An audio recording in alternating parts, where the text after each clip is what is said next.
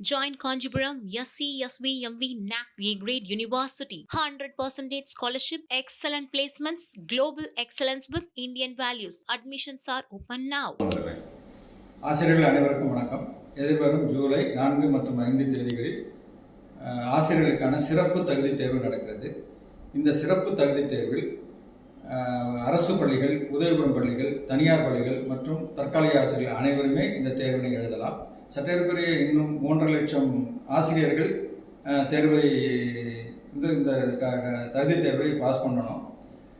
இதற்கு உச்சநீதிமன்றம் ஏற்கனவே அளித்திருந்த 2 வருட காலக்கெடுவை 3 வருடமாக மாற்றி அளித்திருக்கிறார்கள். இது ஆசிரியர்கள் அனைவராலும் வரவேற்கப்பட்டது.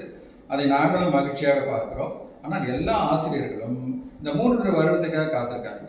இந்த தகுதி தேர்விலேயே நீங்கள் தேர்ச்சி பெற வேண்டும் அப்படின்ற குறிக்கோளோட வேலை பாருங்கள். பொதுவாக அந்த கொள்கிரி வகை இருக்கு இல்லையா, அப்ஜெக்டிவ் டைப், அதை எப்படி ஆன்சர் பண்ணுறதுங்கிறதுல ஆசிரியர்களுக்கு ஒரு புரிதல் இருக்கும். எல்லாருமே கொள்கிரி வகையை பார்த்தோன்னே அப்படியே வந்து டிக் அடிச்சிருவாங்க. ஒரு கொஸ்டின் நம்பர் 25A அப்படின்னு டிக் அடிச்சிருவாங்க. அப்படி நீங்கள் பிக் அண்ட் டிக் மெத்தடில் ஆன்சர் பண்ணவே பண்ணாதீங்க. செலக்டிவ் ஃபஸ்ட்டு வந்து டெலீட், ஒமிஷன் அண்ட் செலெக்ஷன் மெத்தடில் ஆன்சர் பண்ணணும். எப்படி ஒமிஷன் அப்படின்னா, இப்போ 1919 இந்திய சுதந்திர போராட்ட வரலாற்றில் மிக முக்கியமான இது காந்தியன் ஜாலியன் வாலாபாக் இப்படிலாம் வரும் இல்லைங்களா. அப்போது ஜாலியன் வாலாபாக் காந்தியன் எராங்கிறது 1900 முன்னாடி தான் வந்தது அப்படின்னு தெரியும். ஆனால் அதில் 2 ஆன்சர் 1800 அப்படின்னு வருதுன்னு வச்சுங்களேன், டெஃபினட்டாக அது வந்து நிச்சயமாக இருக்க முடியாது. அப்போ அந்த 2 கொஸ்டினையும் அந்த 2 ஆன்சரையும் ஒமிட் பண்ணலாம். அடுத்த 2 பெஸ்ட் இருக்கிற ஆன்சரில் எது பெஸ்ட் ஆன்சர், எது க்ளோசஸ்ட் ஆன்சர்னு சொல்லி நீங்கள் வந்து பண்ணிங்கனாலே 50% மார்க்கை நீங்கள் எளிமையாக பெற முடியும். அதாவது ஒமிஷன் அண்ட் செலெக்ஷன் இது வந்து மிக மிக முக்கியம். அப்ஜெக்டிவ் டைப் ஆன்சர் பண்ணுறதுல டக்குன்னு ஆன்சரை பிக்கப் பண்ணிடாதீங்க. இதை நான் உங்களுக்கு கொடுக்குற அட்வைஸ். அடுத்தது, எல்லாரும் பயப்படுறது வந்து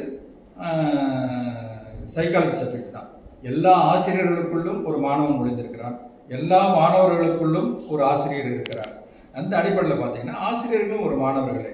அப்போ நேச்சுரலாக ஒரு எக்ஸாம் நம்ம ஃபெயிலாக போயிடுவோமோ அப்படிங்கிற பயம்லாம் இருக்குது. ஃபெயிலாக ஆகவே மாட்டீங்க. நீங்கள் தொடர்ந்து வகுப்பறைகளில் உங்கள் குழந்தைகளுக்கு என்ன சொல்லி கொடுத்துட்டு இருக்கீங்களோ அதிலிருந்து தான் கொஸ்டின் பண்ணுங்க. ஸோ அது ரொம்ப ரொம்ப எளிமை. தமிழாக இருந்தாலும் சரி, ஆங்கிலமாக இருந்தாலும் சரி, கணிதம் அறிவியலாக இருந்தாலும் சரி, சமூக அறிவியலாக இருந்தாலும் சரி, சிவிக்ஸாக இருந்தாலும் சரி, எல்லாமே நீங்கள் சொல்லிக் கொடுக்குறது அப்படியே வரும். சைக்காலஜி மாத்திரம் என்ன, நீங்கள் வகுப்பறையில் மாணவர்கள்ட்ட எப்படி நீங்கள் பிஹேவ் பண்ணுறீங்க, உங்கள்கிட்ட மாணவர்கள் எப்படி பிஹேவ் பண்ணுறாங்க, உங்கள்கிட்ட எப்படி பிஹேவ் பண்ணுற மாணவர்களை நீங்கள் ஒரு கட்டுப்பாட்டுகளை வச்சு வகுப்பறைகள் நடத்துறீங்க, இந்த செயல்பாடு தான் சைக்காலஜி. இது நீங்கள் அந்த கொஸ்டினை படித்தாலே உங்களுக்கு இதுக்கு இதுதான் ஆன்சராக இருக்க முடியும் அப்படிங்கிறது உங்களுக்கு தோணும். அதனால் உங்களுக்கு இப்போ தேவை நிறைய கொஸ்டின் பேப்பர் எடுத்து, ப்ரீவியஸ் இயர் கொஸ்டின் பேப்பர்லாம் டிஆர்பி வெப்சைட்லேயே இருக்குது, அதை எடுத்து நல்லா ப்ராக்டிஸ் பண்ணுங்கள். Practice makes a man perfect.